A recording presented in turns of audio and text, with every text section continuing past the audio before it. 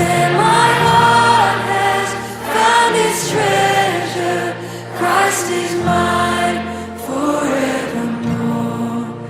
Christ is mine forevermore. Muli po, magandang hapon po sa ating lahat. Sa ating pong pagpapatuloy sa pag-aaral ng Book of Titus, tayo po ngayon ay nasa chapter 1 verses 10 hanggang 16. At pinamagatan ko po yung mensahe natin sa hapong ito na Protecting the Doctrine of Grace. Protecting the Doctrine of Grace. Tayo po muna lahat ay yumuko at tayo ay sama-sama na manalangin. Ama naming Diyos, maraming salamat po, Panginoon, dahil sa inyong takilang habag, sa inyong biyaya, Panginoon, at sa pamamagitan ng buhay at kamatayan ng aming Panginoong Sus. Sino man, Panginoon, na nagsisi sa kanyang kasalanan, tumalikod sa kasalanan, Panginoon, at nanampalataya sa inyong bugtong na anak at aming Panginoon. Lord, kami po ay iyong pinatawad, nilinis sa aming mga kasalanan, at ibinilang na inyong mga anak. At sa sandaling ito, Panginoon, sa gabay ng iyong Santong Espiritu, aming dalangin na itulot niyo, Panginoon, na ang iyong salita ay patuloy, o Diyos, na hubugin ang aming mga puso, ang aming mga pag-iisip, at yung aming mga buhay, Panginoon, ay maayon dun sa kung ano yung nais mo at kung ano, Panginoon, kami maging, Panginoon, ayon dun sa pagliligtas mo sa amin, Panginoon, na ang iyong biyaya, ang iyong grasya, Panginoon, ang siyang patuloy na maghari sa aming mga buhay habang kami ay narito, Panginoon. Patuloy na yung aming confession, yung aming profession, Panginoon, bilang mga Kristiyano, bilang mga born again, ay maayon, Panginoon, dun sa pagkakatangi mo sa amin bilang mga bagong nilalang. Panginoon, salamat po at luwalhatiin at dakilaan niyo ang iyong dakilang pangalan sa aming mga pag-aaral na gagawin. Ito po ang panalangin sa dakilang pangalan ng aming Panginoong Sus. Amen. Basahin po natin yung ating text na masumpungan sa Titus chapter 1 verses 10 hanggang 16. At kung may mga Bible po kayo, ay inaanyahan ko na buksan niyo po ito. Titus chapter 1 verses 10 hanggang 16. At nakita niyo po sa inyong mga slide yung sa English Standard Version. At sundan niyo po ako, babasahin ko po sa Magandang Balita, Biblia. Sabi po sa verse 10, sapagkat maraming tao, lalong-lalo na ang mga galing sa Judaismo, ang suwail at nanlilinlang sa iba sa mamamagitan ng mga katuroang walang kabuluhan. Kailangang pigilin sila sa kanilang mga ginagawa sapagkat ginugulo nila ang mga pamilya at nagtuturo ng mga bagay na hindi dapat ituro. Kumita lamang sila ng salapi. Verse 2, isa na ring taga-Kreta na kinikilala nilang propeta ang nagsabi, ang mga taga-Kreta ay palaging sinungaling, asal hayop, batugan, at matakaw. Tama ang sinabi niya, kaya't mahigpit mo silang pagsabihan upang maging wasto ang kanilang pananampalataya.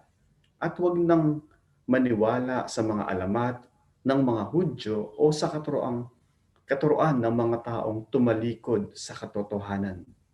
Malinis ang lahat ng bagay sa may malinis na isipan, ngunit masama sa masama at di sumasampalataya, walang bagay na malinis, sapagkat marumi ang kanilang budhi at isipan. Ang sabi nila ay kilala nila ang Diyos, ngunit ito ay pinasisinungalingan ng kanilang mga gawa.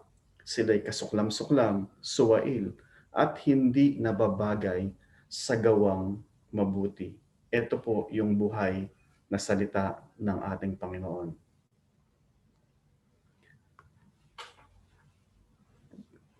Kayo po ba ay grateful o nagpapasalamat sa Diyos na yung ating Biblia na saligan ng ating pananampalataya at ng ating pamumuhay at otoridad sa ating bilang mga Kristiyano, ay maliwanag po siya dun sa kanyang pagtatangi dun sa mabuti, dun sa masama. Very clear po yung cut niya na ito ay sinasabi, ito ay mabuti, ito ay masama, o ito ay tama, ito ay mali, o yung pag-distinguish niya ng katotohanan doon sa kasinungalingan at between yung tunay at saka yung huwad o yung genuine o yung totoo at saka dun sa fake.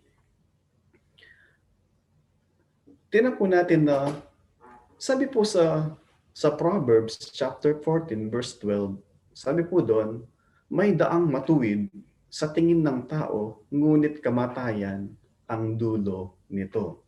May daan na matuwid sa tingin ng tao, ngunit kamatayan ang dulo nito.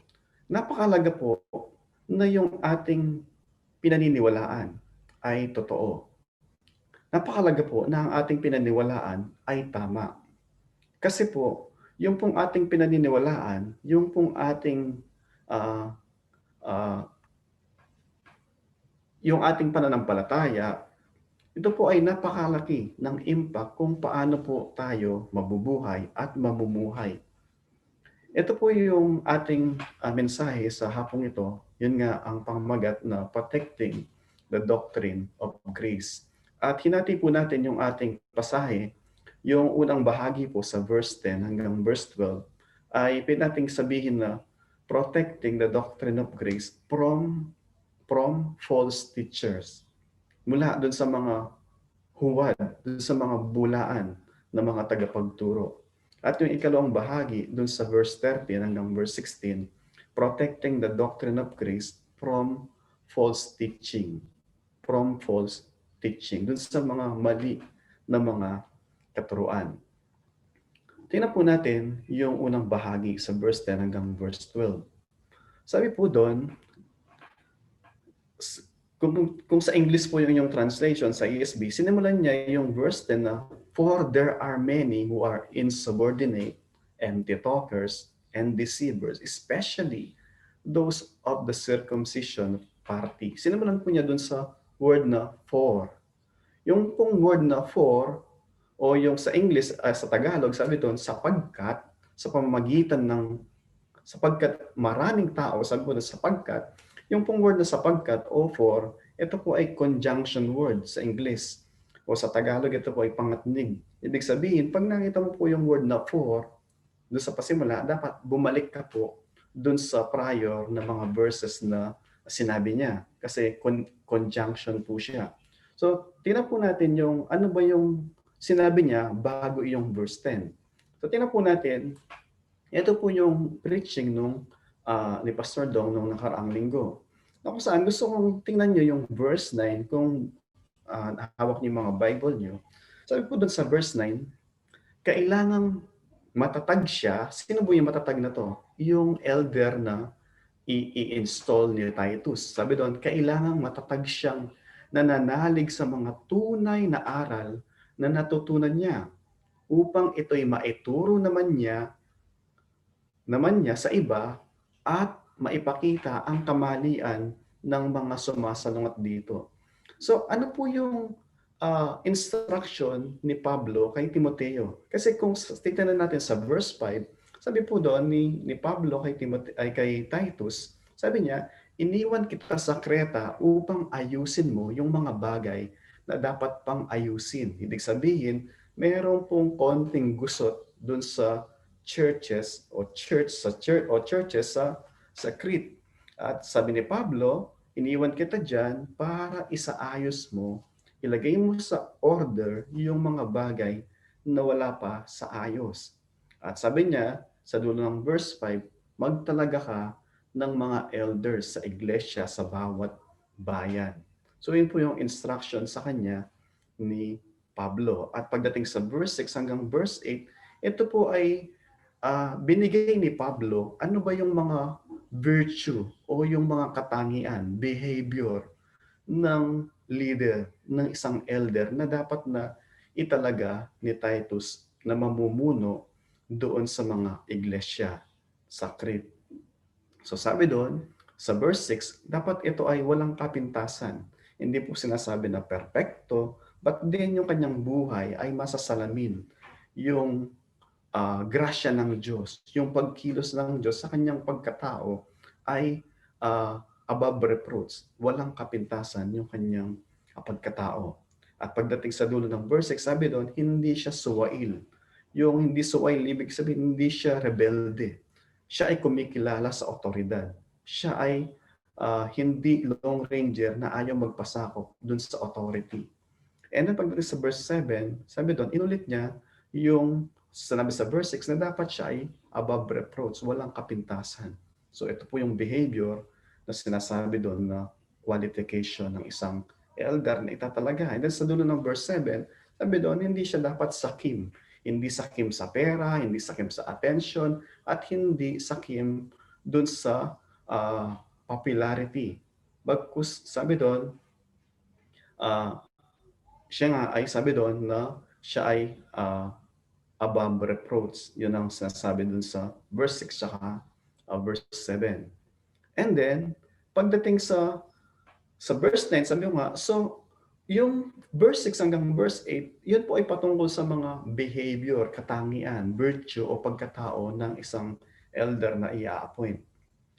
And then pagdating yung sa verse 9, ito naman po ay dun sa belief.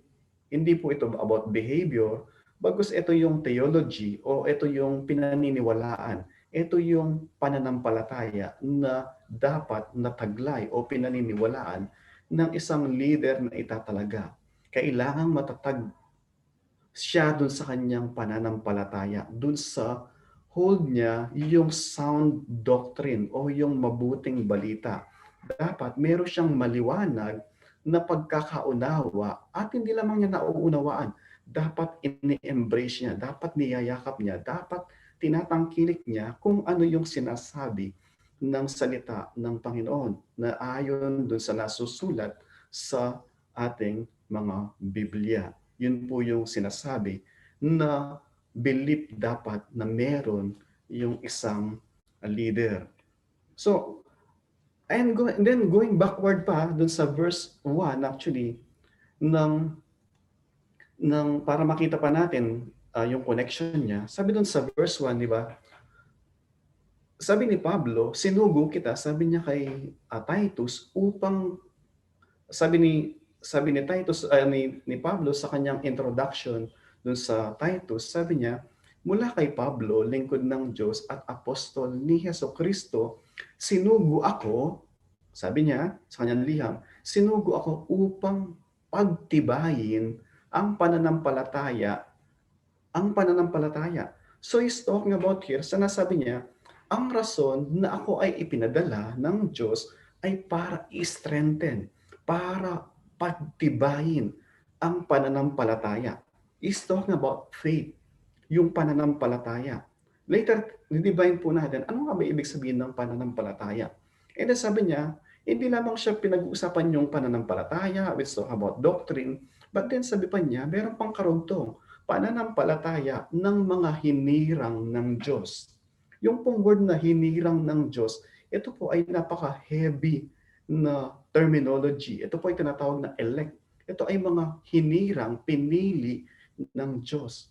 Pag sinabi mo pong pinili, hinirang ng Diyos, it is God Himself who chose. Ang Diyos, siya po yung pumili ng mga tao na magiging Kanya. Ito po ay pinapakita, higit sa lahat, na it is God Himself who has the sovereign will and plan at saka yung makapangyarihan na siya yung pumili ng mga tao na mananampalataya sa Kanya. At sabi doon sa dulo ng verse 1, upang palawakin, upang i-broaden yung kaalaman nila sa katotohanan. Tandaan natin, sabi kanina, pananampalataya, and then ngayon naman is kaalaman doon sa katotohanan. Kaya nga po sinimulan ko kanina, napakalaga na yung ating paniniwala ay may saligan na ito ay totoo, na ito ay tama. So sabi ni Pablo, upang palawakin ang kanilang mga kaalaman patungkol sa katotohanan. Ito yung pinag-uusapan na yung mga pinili, ito yung mga hinirang ng Diyos, ay marapat lamang na sila yung kanilang pagkaunawa sa mabuting balita, sa kanilang pinaniniwalaan, sa kanilang pananampalataya, ay lumawig, ay lumawak ang kanilang kaunawaan. Bakit po ito mahalaga? Sinabi niya ito sa dulo ng verse 1. Dahil tungkol ito sa pamumuhay na maka-Diyos. Makita niyo yung connection, what you believe dito sa ating isipan, kung ano pinaniwalaan mo, it will affect kung paano ka mamumuhay. Sinasabi niya na yung iyong paniniwala, yung iyong pananampalataya, yung nakaayon sa katotohanan, it will definitely impact how you live your life. Kung paano ka magbe-behave, kung paano ka mamumuhay. Sabi niya, mamuhay na maka-Diyos. Ibig sabihin, yung katotohanan, kumpara sa kasinungalingan, yung katotohanan ay magbibigay siya, magpo-produce siya ng buhay na maka-Diyos. Yung kasinungalingan, dahil puro ito kasinungalingan, ito ay magbubunga ng buhay na hindi naayon dun sa pagiging maka-Diyos in contrary. And sabi niya sa verse 2, bakit napakalaga ng katotohanan na alam natin na yung ating panampalataya, ang saligan niya ay katotohanan. Sabi niya sa verse 2, dahil ito po ay sabi niya naaayon na ang pag-asa sa buhay na walang hanggan.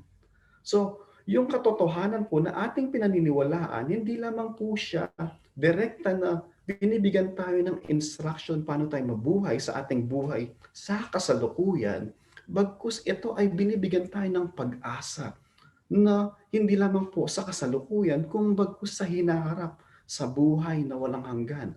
Balang araw, bawat isa sa atin ay lilisan po sa mundong ito. Bawat isa po sa atin. Subalit dito pa lamang sinasabi na ni Pablo kay Titus, ang katotohanan na ating pinaniniwalaan, ito ay nagbibigay ng pag-asa sa buhay, sa susunod na buhay. Ito yung buhay na walang hanggan. Lahat po tayo na ginawa ng Diyos, tayo po ay mabubuhay eternally.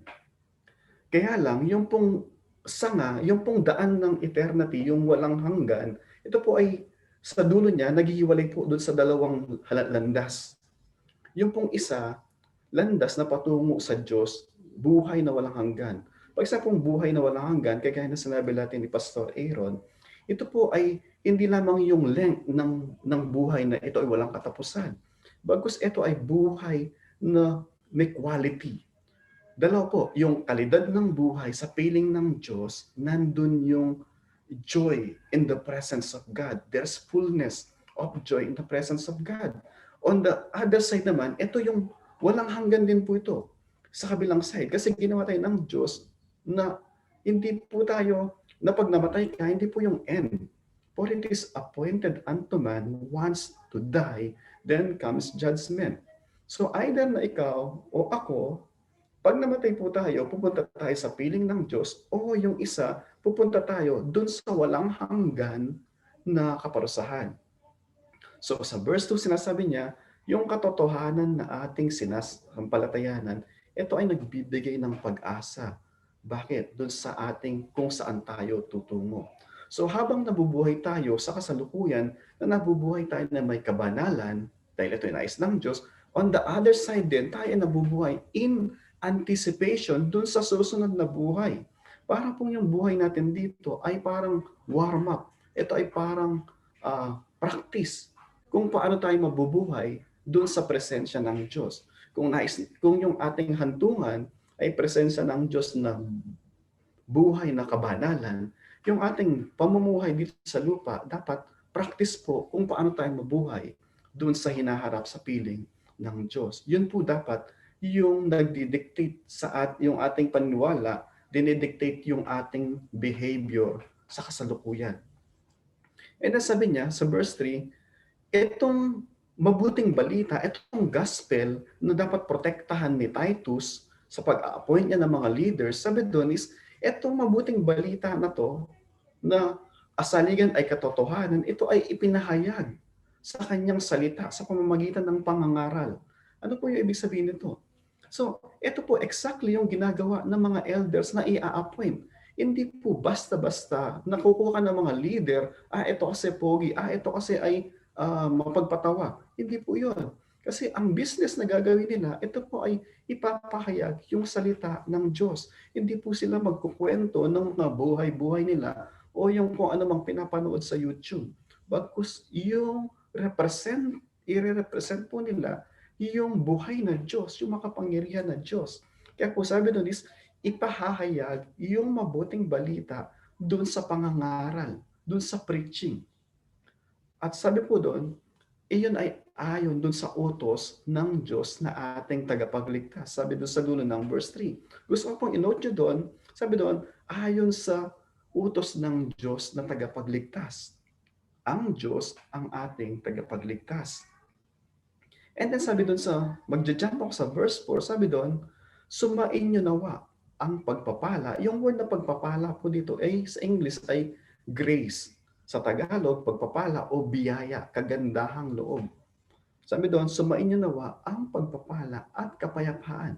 Yung pong kapayapaan ay dahil doon sa biyaya ng Diyos na in Christ, we have been reconciled. Tayo ay naipanumbalik yung ating broken relationship sa Diyos at dahil doon tayo po ay magkakaroon ng kapayapaan doon sa Diyos Ama sa pamamagitan ng ating Panginoong Sus. Kaya titingnan niyo po sa doon ng verse 4, sabi doon, kapayapaan mula sa Diyos Ama at sa ating tagapagligtas na si Kristo Jesus. Kanina sa dulo ng verse 3, tagapagligtas ang Diyos. Ngayon sa dulo ng verse 4, tagapagligtas ang ating Panginoong Jesus. Ano po yung sinasabi doon? Jesus Christ is God. God the Father is God. They are co-equal. They are both our Savior. So pag may nagsasabi po na si Jesus Christ ay tao lamang. Totoo po, siya ay tao, pero hindi lamang. Siya ay tao at siya din naman ay Diyos. So, tuloy po tayo dun sa ating pinaka-main text. Sabi po dun sa Titus chapter 1 verse 10, ito po yung ating basahe. Sabi niya, sapagkat maraming tao, gusto nyo i-note nyo doon, sabi doon, maraming tao, hindi konti. Maraming tao, lalong-lalo na yung mga galing sa Judaismo, sabi doon, ay mga suwail. So, ma-imagine nyo yung problema na kinakaharap ni Titus. Sabi ni Pablo, iniwan kita dyan sa Crete para isaayos mo yung mga gusot dyan. Bakit? Sabi doon, kasi meron o marami dyan ng mga suwail. Hindi po ko sila kukonti, marami. At sabi doon, yung word na suwail, sabi ko nga kanina, rebelde. Yung word na rebelde, ito ay hindi kumikilala ng otoridad.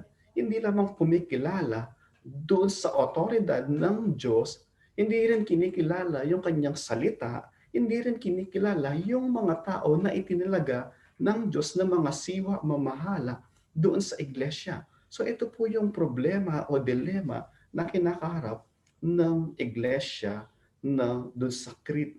Sabi doon, mga suwail. Contrary doon sa elder na appoint, yung appoint na elder, ito ay mga sumusunod sa kautusan, sumusunod sa salita ng Diyos, sumusunod sa authority. Samantalang itong mga false teacher, natin, yung point number 1 natin is protecting the doctrine of grace from false teacher. So, kanina, binigay niya yung mga virtue o yung mga qualification o yung mga katangian ng isang elder. Sabi doon kanina, ito yung mga above reproach na sumusunod sa kautusan. Samantala, dito naman sinasabi niya, ito para makita nyo ano ba yung hitsura, ano ba yung katangian ng isang teacher na hindi nyo dapat sundin. Ano ba yung katangian ng isang teacher na dapat wag kayong pumaris o wag kayong sumunod sa kanilang mga hindi lamang sa kanilang mga tinuturo, bagkus even doon sa kanilang mga pamumuhay. Sabi doon, sila ay mga suwail at manlilinlang. So sila ay mga deceiver, hindi lamang sila suwail, bagkus sila ay mga nanlilinlang. They mislead yung mga tao. Ibig sabihin is, doon sa taliwas, doon sa maling daan. ito yung tamang daan, idadalhin nila doon sa saliwa, doon sa hindi tamang daan. Sa ibang pamamagitan, sabi doon, ng mga katuroang walang kabuluhan. Kung pong nabasa ninyo, at least hindi man nabasa na buo, pero meron kayong ah, karanasan na nabasa yung sulat ni Pablo sa Romans, sa Ephesians, sa Colossians, sa Galatians, ito po ay tahasan na ah, nilalatag ni Pablo at inilalarawan ni Pablo yung mga Judaizer. Sino po ba yung mga Judaizer? Ito yung mga Judaizer, ito po ay hindi nila nire-reject si Jesus Christ. Hindi nila nire-reject yung grasya ng Diyos. Hindi nila nire-reject yung gospel. Kaya lang, para sa kanila, yung mga Judaizer po, para sa kanila, yung kaligtasan is Jesus plus something more. Ibig sabihin, hindi sila naniniwala. Naniniwala sila kay Jesus Christ. Pero si Jesus Christ is not enough. Hindi enough na manampalataya ka lang. You have to do something. So it's Jesus or grace plus work plus something else. So para sa kanila, sabi nga, we need to do something para tayo tanggapin ng Diyos. Hindi we have been saved by grace alone, through faith alone in Christ to the glory of God alone. Kung narinig niyo po kanina yung opening prayer ni Brother Joseph, meron siyang binasa sa Ephesians chapter 2. Binasa po niya doon, sabi doon, for by grace we have been saved through faith, not of our own, not because of works done by us. Bagkus tayo ay naligtas lamang sa kagandahang loob, sa grasya lamang ng Diyos, so that at the end, wala sino man sa atin na maipagyayabang sa harapan ng Diyos, "Oh Diyos, oh, ginawa ko to, kaya mo ako niligtas." Wala po. Bagkus sabi doon, yung ating mga mabubuting gawa, ito ay tugon, ito ay produkto ng ginawa ng Diyos sa ating mga buhay. So yung pong mga mabubuting gawa ay hindi po requirement para ka maging Kristiyano. Bagkus ito po ay mga bunga o ito ay mga tugon o ito ay mga ah, tugon bilang isang Kristiyano. Ginagawa natin mga to dahil tayo ay kinilos ng Diyos. Para pong ganito simpleng ilustrasyon. Yung pong isang manok, hindi siya tumitilaok para siya maging manok. Yung pong manok, tumitilaok siya dahil siya ay manok. Yung pong isang Kristiyano, gumagawa siya ng mabuti, hindi para iligtas siya ng Diyos. Bago siya ay gumagawa ng mabuti dahil ito na yung kanyang bagong pagkatao. Nandun yung kagalakan niya na gumawa ng ikakalugod ng Diyos dahil ito yung bago niyang pagkatao. Taliwas po doon sa mga itinuturo ng mga Judaismo o ng mga Hudyo na legalist na sabi nila, hindi sapat si Jesus Christ, hindi sapat yung grace na ng Diyos. Dapat gawin mo to para katanggapin ng Diyos. Kinakailangan gawin mo lahat ng mga to para ka maging accepted sa kanila. Ito po, pagbabasahin nyo sa Galatians chapter 2, ito yung sinasabi nila na, okay lang si Jesus Christ, pero dapat magpatuloy kayo. Dapat gawin mo nyo itong mga sinasabi ni Moses, itong mga laws na to, para kayo para maging buo o maging kumpleto yung pagiging Kristiyano ninyo. So para sa mga Judaizer, para ka manatiling Kristiyano o mabuo yung pagiging Kristiyano mo at manatiling hanggang dulo ng Kristiyano, dapat meron kang idadagdag dahil hindi kumpleto yung ginawa ni Christ. Pero maliwanag po, dun sa krus nung nakapako ang ating Panginoon Jesus, di ba? Ano po yung kanyang last word, yung kanyang pangpitong word na sinabi?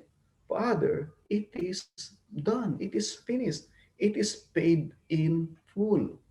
Fully paid po. Sabi ng ating Panginoon Jesus, you cannot add anything dun sa finished work of Christ. All He need na kailangan lang natin is manampalataya manampalataya tayo na it is paid in full, na wala tayong maidadagdag dahil tayo ay bangkarote po.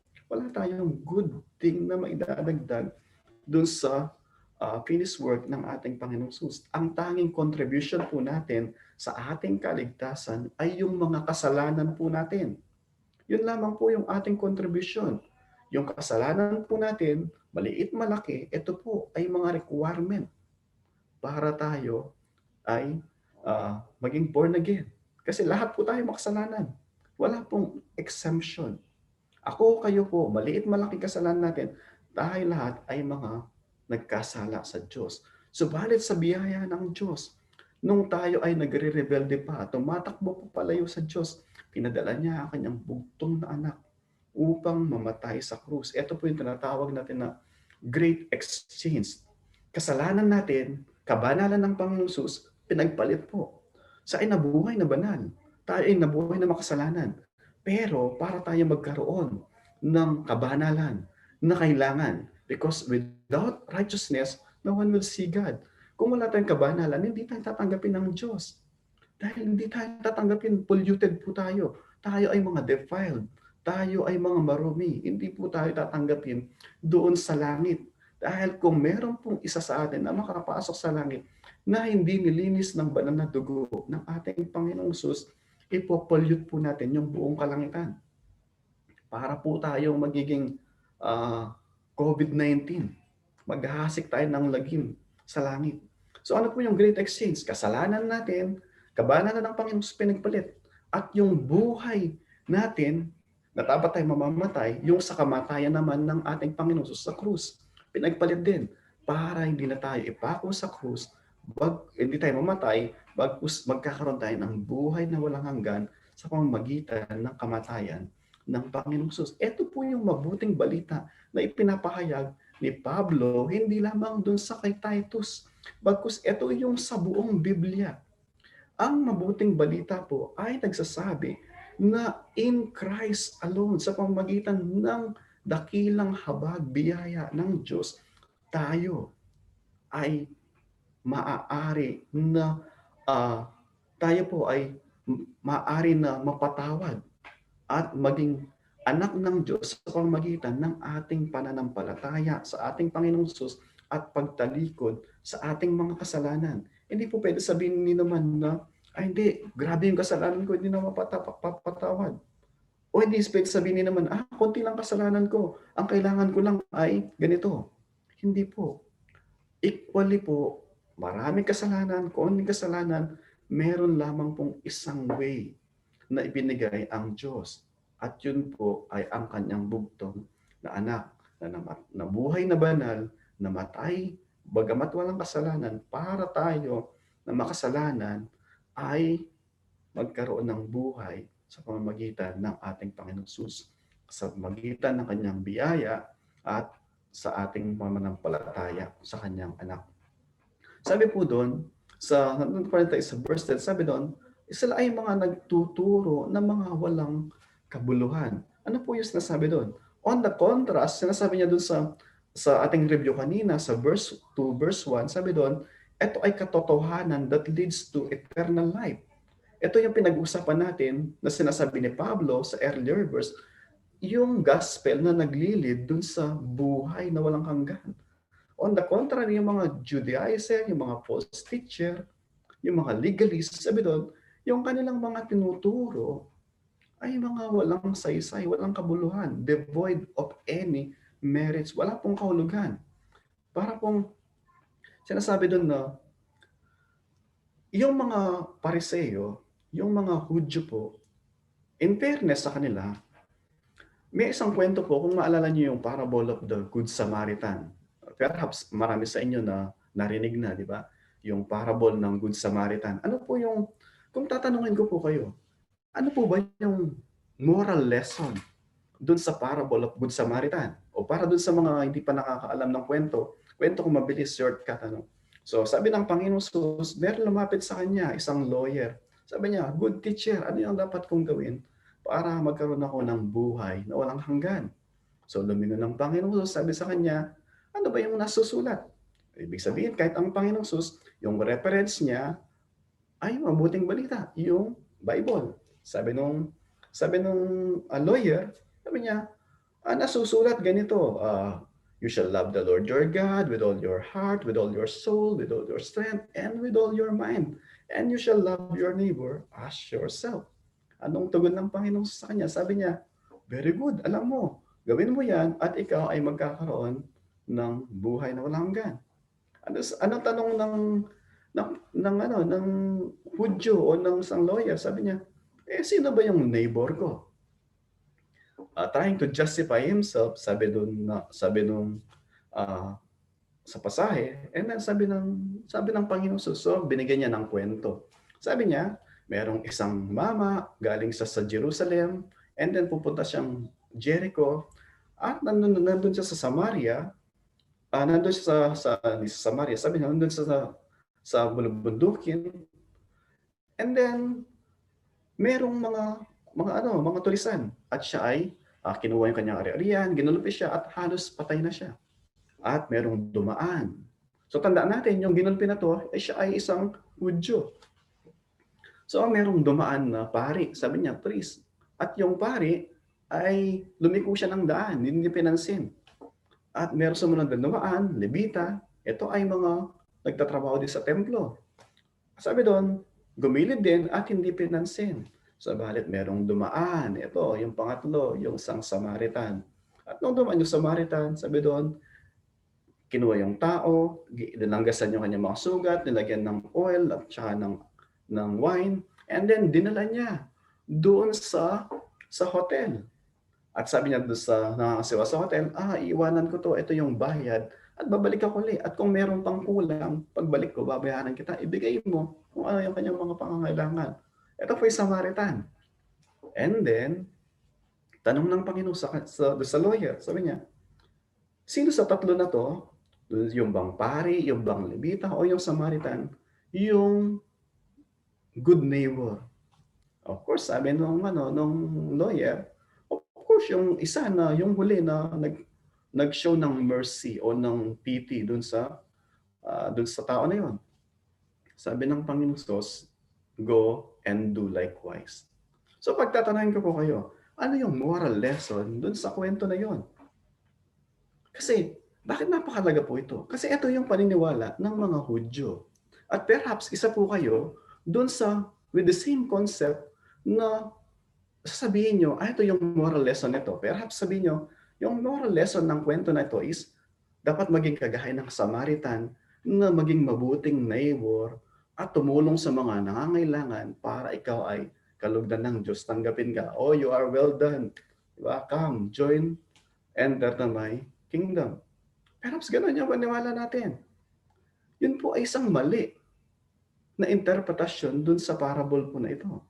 Yung pong parable of the Good Samaritan has nothing to do, has little thing to do dun sa good work. Pagkus yung pong pinakamensahe ng parable of the Good Samaritan is yung pong mga Hudyo, para sa kanila, yung mga Samaritano, sila po ay kasuklam-suklam na mga tao. Sila ay hindi karapat-dapat.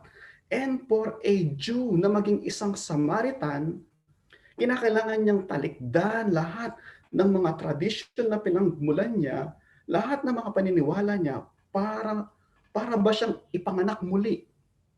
Kasi para sa kanila, it is unthinkable na maging isang Samaritano ka.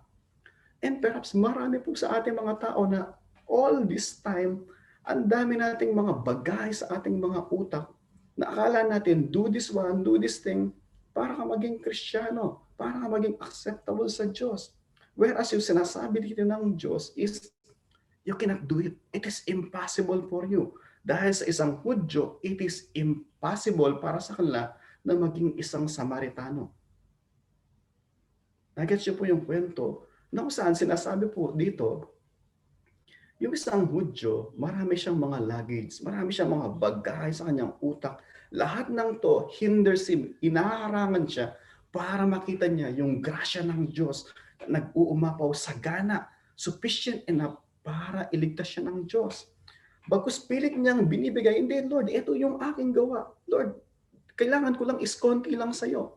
Nag-uumapaw yung nasa kamay ng Diyos, pero sinasabi ng mga Hudyo na to, hindi Lord, kailangan ko lang konti lang para umabot ako. Hindi po ganon.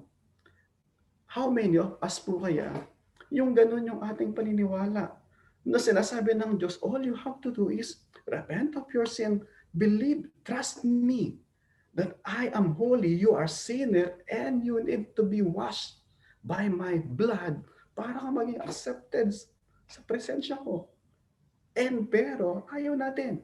Kasi meron tayong mga man-made na mga law na kung saan mula nung pagkabata natin, ito yung pinagpukpukan sa ating mga isipan ng ating mga naunang mga kaugalian, pananampalataya. But then sabi po sa verse 11, yung mga ganito na mga false teachers, sabi ni Pablo kay Titus, kailangan itong mga tigilan. Kailangan silang i-muscle. Huwag mo silang bigyan ng platform o ng pulpito para ituro nila yung mga false teaching na ito.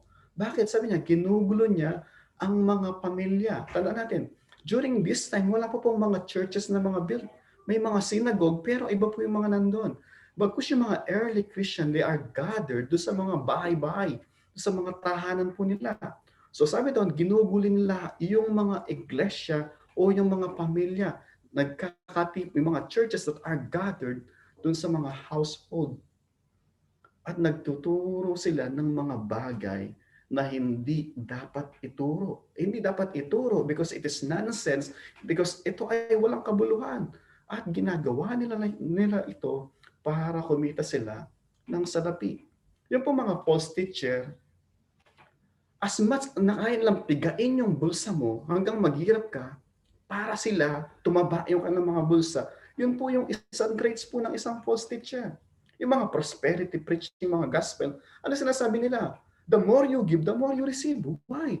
Ito yung sinasabi nila para magbigay ka ng magbigay hanggang sa wala ka ng makain, mamatay ka sa gutom habang sila nakasakay sila ng mga jet, meron silang mga private plane, meron silang mga condominium. Ito po yung mga false teacher. Very plain, sinasabi ni Pablo, makikita mo how they care doon sa kanilang mga sheep. They don't really care.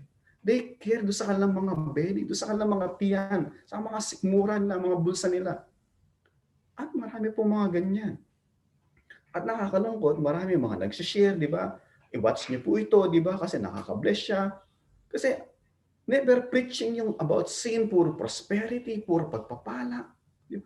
At ito yung mga gustong-gusto ng mga tao. Marami po mga even mga sinasabing mga Christian ngayon, ayaw ng preaching na pinag-aaralan yung sin. Ayaw ng mga tao na mga pinag-uusapan yung mga bagay na makakasakit sa kanang kalooban. Ang gusto nila is yung mga kinikilitikan ng mga tenga na you are doing right. All you need to do is simply touch up. Okay na. Di ba? Ito po yung mga gusto ng mga tao. Pero po tandaan po natin, yung cancer, hindi po siya magaling sa simpleng langgas-langgas lang. Kinakailangan operation po.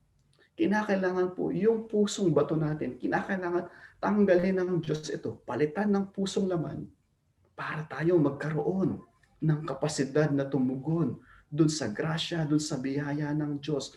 Contrary doon sa mga tinuturo ng mga false teacher na dapat nating bantayan po natin sa ating iglesia o sa ating mga paniniwala. Perhaps meron kayong paniniwala na saliwa doon sa sinasabi ng Biblia.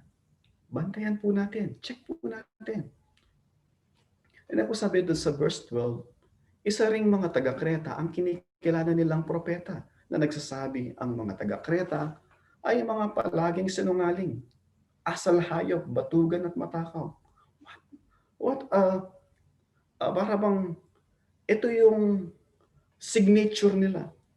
Pag sinabi mong pag sinabi usually na, di ba, mga Ilonggo, malambing, di ba? Pag sinabi mong Kapampangan, masarap magluto, di ba? Pag sinabi mong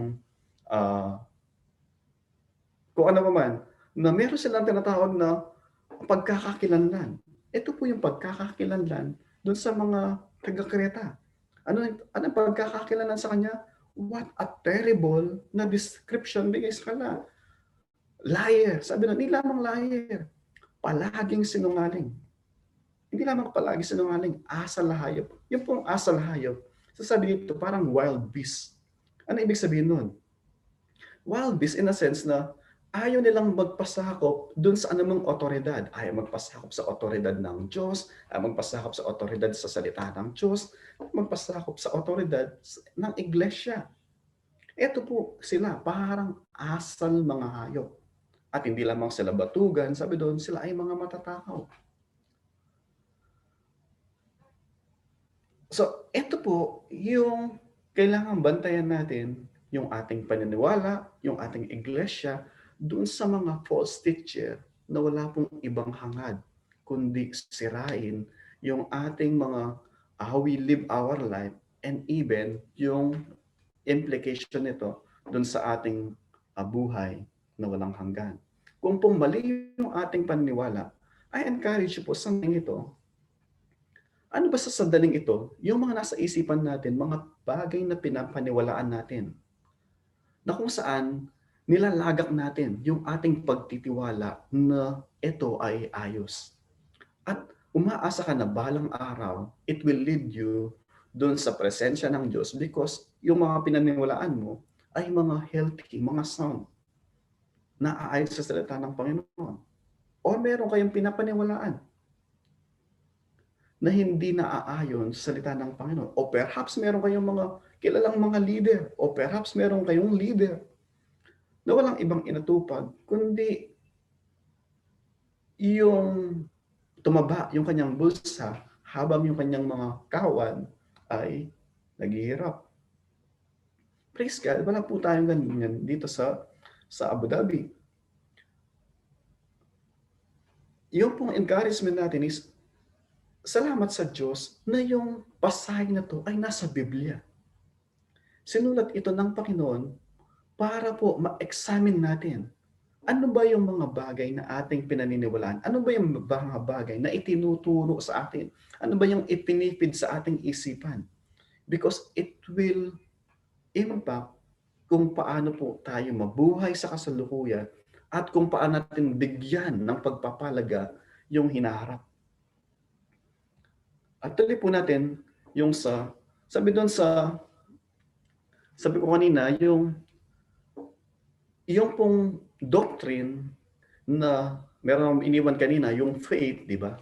Tapos ano ba yung mabuting balita, di ba?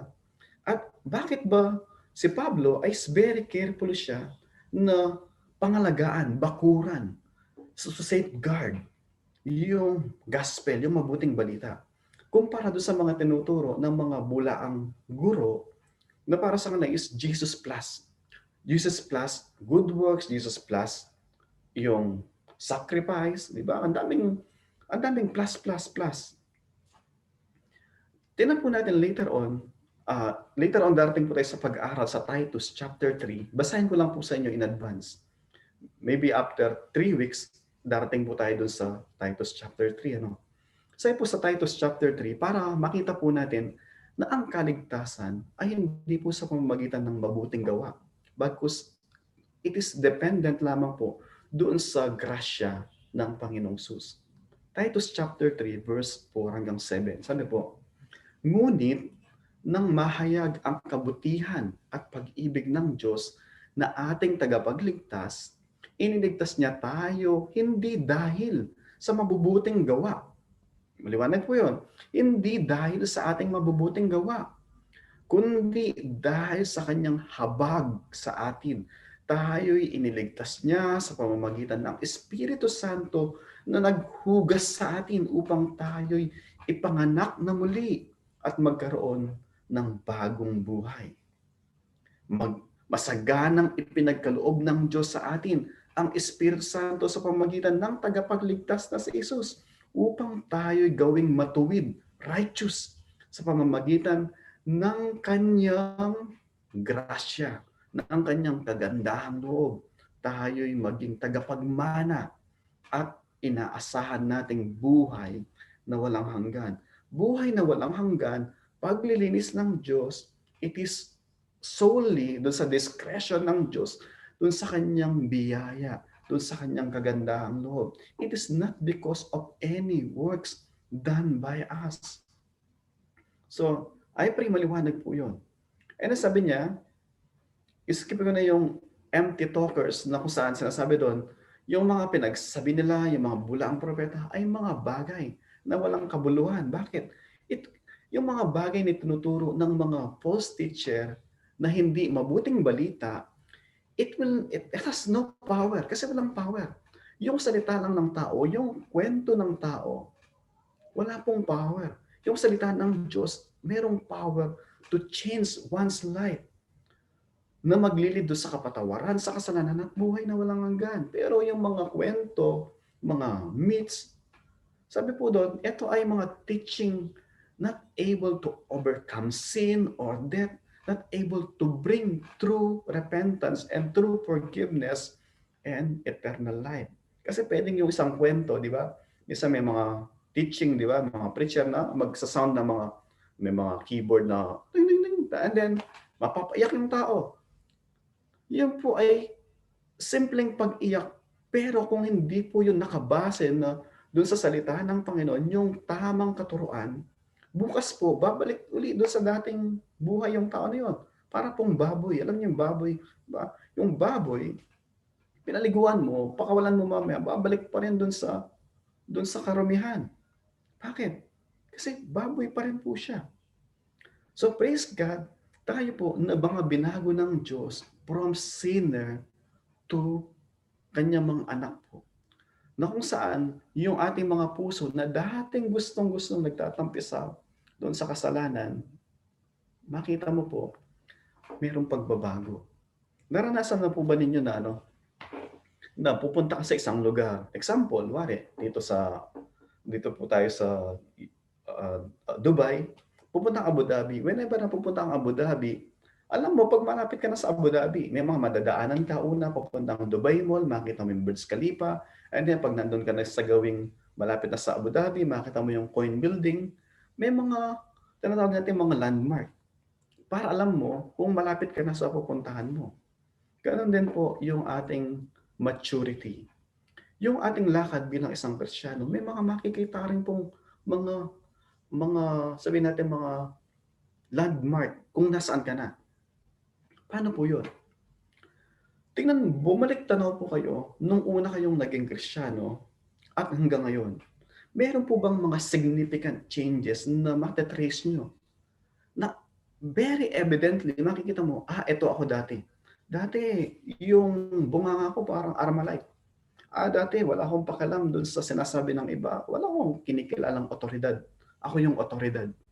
Dati, wala akong pakialam dun sa sabihin ng iba. As long as na ma-please ko yung ibang tao, at the expense ng kung ano man yung testimony ko bilang isang Kristiyano, or at the expense ng ibang tao. So long as na ma-please ko yung amo ko, yung ibang tao, I don't care sa mga downline ko o sino pa man. Makita nyo, dati ganun tayo. We don't care. But then, nung nag-Kristiyano po tayo, we care a lot. Doon sa ating testimony bilang isang Kristiyano, doon sa sabihin ng ibang tao sa atin, and even doon sa sabihin natin bilang kung sino tayo. Because our heart, our conscience, either na i-judge tayo or i-encourage tayo na tama yung ginagawa natin. Makita mo po, may mga signposts na nagsabi sa atin, you are doing well, keep it up, or you need to go back and i-amend yung mga bagay na ito. Sa maganda pong tingnan natin sa ating mga kanya-kanyang mga buhay. May kanya-kanya po tayong mga struggle, may kanya-kanya tayong mga battle. Yung pong pinagdaraanan ko, pwedeng hindi yun ang pinagdaraanan nyo. Pero may mga pinagdadaanan kayo na pwedeng hindi yun ang struggle ko. But whatever it is, bumalik po tayo doon sa grasya ng Panginoon. The grace of God is leading us how to conduct yung ating mga buhay ngayon and kung paano tayo tumingin doon sa hinaharap, in the light, doon sa kung saan tayo pupunta, doon sa presensya ng Diyos. And yung point number 2 po natin, yung verse 13 hanggang 16, ito po yung protecting the doctrine of grace from false teaching naman. Kanina false teacher, ngayon yung false teaching as a katuruan. Hindi yung mga tao. Bagkus yung alam mga itinuturo. Tingnan po natin yung sa verse 13. Sabi niya,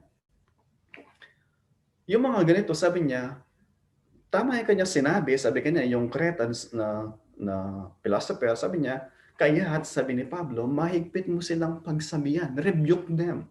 upang maging wasto ay yung kanilang pananampalataya. Ano po sabi doon?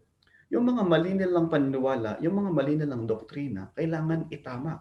Rebuke them. Hindi po niya sinabing, leave them alone. Hayaan mo lang sila. Ma-realize nila balang araw na mali sila. Hindi po ganon.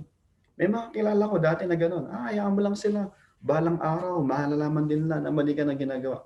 Hindi po ganon. Sabi doon, rebuke them sharply. Rebuke them. Sharply, ibig sabihin is, mahigpit mo silang pagsabihan ng maging wasto yung kanilang pananampalataya.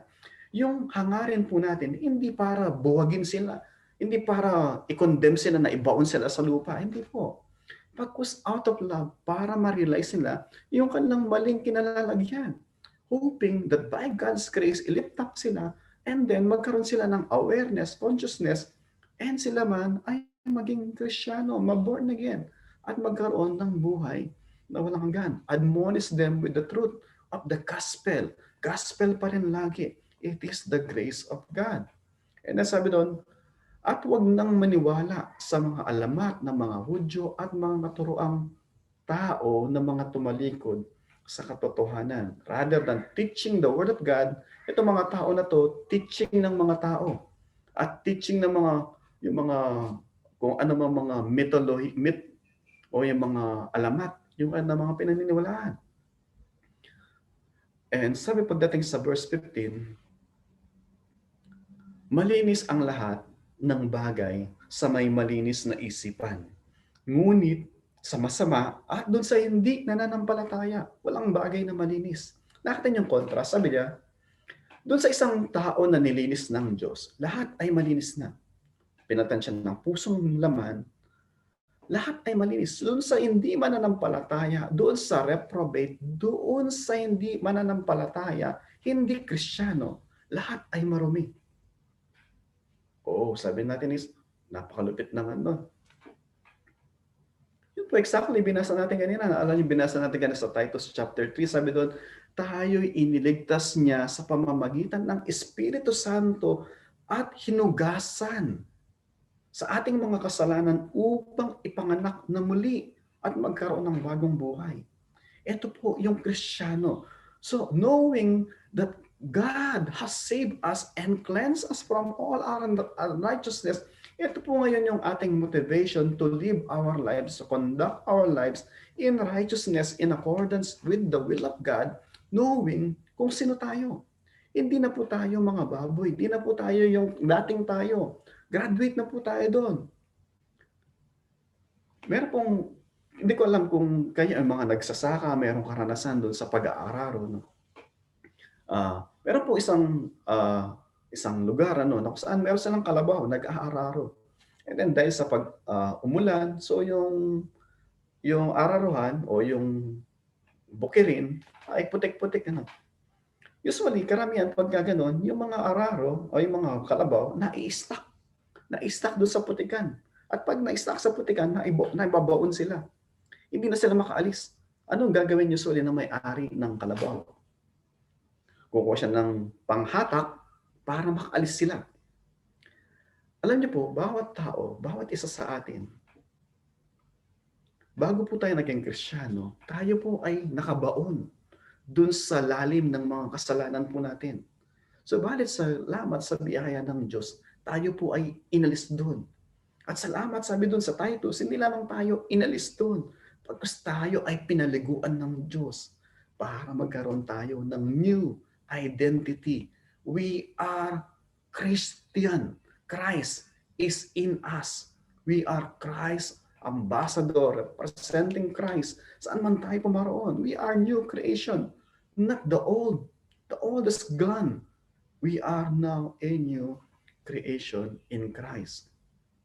Ayan po yun sa kanyang kagandahang loob. So sa atin po, tingnan po natin. Tayo po ba bilang mga professing o confessing Christian, o sabihin natin, genuine Christian, pagka po ba tinitingnan natin yung ating mga buhay, does it represent yung ginawa ng Diyos sa atin? Nasasalamin po ba na nilinis tayo ng Diyos the way we conduct yung ating mga buhay? Or we don't really care? Isa po magandang, tingnan po natin yun. Examine po natin. And pagdating po sa, muli sa verse 15, sabi doon, mabasa niyo po sa Matthew chapter 5, verse 8, sabi ng ating Panginoong Sus, pinagpala ang mga may malinis na puso sapagkat makikita nila ang Diyos. Pinagpala yung may mga malilinis na puso. Malinis yung puso. Bakit? Nilinis ng Diyos. Hindi nilinis natin lang. Nilinis ng Diyos. At tayo, as we constantly commune with God, we ask for forgiveness, we repent of our sin, we are making ourselves clean through the blood of Christ. So yan po yung napakainam na sinasabi doon ng Panginoong Jesus. And then pagdating sa verse 16, ang sabi nila, ito po yung makita natin yung contrast. Para pong, sabi nila, ang sabi nila, kilala nila ang Diyos. They claim to be Christian. Ngunit ito ay pinapasinungalingan naman nila sa kanilang mga gawa. Sila ay kasuklam-suklam, detestable, suwail, mga rebelde, at hindi nababagay sa mabubuting mga gawa. Ano po yung sinasabi dito? Their lifestyle, their behavior, the way they live, yung kanilang mga buhay, the way they talk, is in direct contradiction dun sa kanilang confession na sila ay mga Christian. Ito po yung sinasabi doon. Meron pa rin sinabi ang Panginoon Jesus sa Matthew chapter 7, verse 6. Sabi niya, talking about sa mga Pariseo, mga Eskriba, sabi niya, sinagot niya sila, mga pagkunwari, tama nga ang sinabi ni Isaiah tungkol sa inyo ng kanyang isulat, ang paggalang sa akin at ng bayang ito ay pagkunwari lamang sapagkat ito'y sa bibig, hindi bumubukal sa puso. So, isa po ay sa magandang, again, na-check natin. Nagmamatch po ba yung ating confession dun sa ating action? Kung paano tayo mabuhay. Yung po bang ating, do we walk the talk? Yung po bang ating pamumuhay ay umaayon dun sa ating kiniklaim na tayo ay mga Christian, mga born again, mga taong kinilos ng Diyos, mga tao na yung biyaya, yung grasya ng Diyos ang kumikilos sa ating mga buhay, sa ating mga kalooban, na yung ating theology ay sound, na yung ating theology ay saliwa doon sa mga false teaching, doon sa mga false teacher, because we are biblically sound Christian. At tayo lamang po ang makakasagot noon. In a moment of silence po, bago tayo manalangin, I encourage you po na let us bow our head and examine po natin yung ating mga sarili. Saan nga po ba tayo dun sa ating mga pinapaniwalaan? Meron po ba tayong mga pinapaniwalaan na indirect contradiction dun sa sinasabi sa salita ng Panginoon? Bless God because narinig po natin yung salita niya sa hapong ito. Dun sa pangalawa pong challenge, may mga struggle po, for sure, na hirap po tayo na mabuhay dun sa nais ng Diyos. Nung niligtas po tayo ng Diyos, hindi po ganun kadali, kaagad lahat na parang wala na mga struggle against sin. Of course, marami pong struggle, marami pong mga battle. But then, nawa, we look sa ating Panginoong Jesus, doon sa kanyang grasya, sa kanyang biyaya, to find strength so that hindi po tayo manatili na talunan, hindi po tayo manatili doon sa ating mga kalunos-lunos na kalagayan. Bagkus in Christ, who is victor, who has been victorious, o what victory, doon sa lahat ng to pinagtagumpayan niya, has given us an example how to live. Let us go back dun sa grasya ng Panginoon. The same grace na nagligtas sa atin, the same grace na magsusustain sa atin until the day na darating ang Panginoong Jesus. na i-receive niya tayo, na tanggapin niya tayo doon sa kanyang presensya. And finally, na tatanggalin niya yung pag-reign o yung kasalanan dahil sa piling niya, tayo ay glorify niya where we will sin no more. But until then, God is expecting us to conduct yung ating mga buhay dito sa habang nandito tayo in accordance doon sa plano niya para sa atin in eternity where sin ay wala na po. Tayo po lahat ay manalangin. Ama naming Diyos, kami po ay nagpapasalamat sa inyong mga salita. Tunay nga po ang iyong salita ay buhay at patuloy, Lord, na parang tabak, Panginoon, na sa aming mga puso, Panginoon, ay convicting us sa mga bagay na kami ay nagkukulang at sa mga bagay na we are guilty, Panginoon. Lord, forgive us. Grant us the strength, Panginoon, and wisdom. And even, Panginoon, yung puso, Panginoon, na i-address, Panginoon, sa aming mga sarili. Confess our sin, Panginoon, and ilatag sa iyong kapangyarihan, sa iyong biyaya, Panginoon, ang aming mga struggle and seek yung help, Panginoon. Because sa pamagitan ng sarili namin, Panginoon, we cannot do it. But thanks be sa inyo, Panginoon, na binigay niyo yung Banal Espiritu sa amin na nanahan to convict us and to strengthen us, Panginoon, so that until the day, Panginoon, na papalapit kami ng papalapit sa inyo, we are marching, Panginoon, in maturity sa aming pananampalataya, becoming more Christ-like each day, Panginoon. Lord, salamat po. Glorify your name sa lahat ng ginagawa at gagawin nyo sa aming mga buhay sa dakilang pangalan ng aming Panginoong Jesus. Amen.